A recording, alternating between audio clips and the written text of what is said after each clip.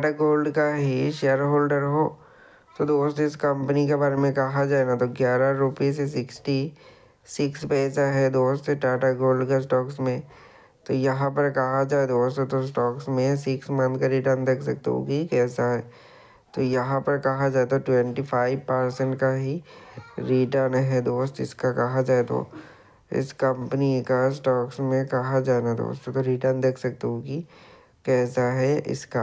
तो यहाँ पर कहा जाए तो 8% का ही रिटर्न है दोस्त टाटा गोल्ड का स्टॉक्स में, ठीक है। तो इस कंपनी का स्टॉक्स में कहा जाए ना दोस्तों तो रिटर्न देख सकते हो कि किस लेवल का है।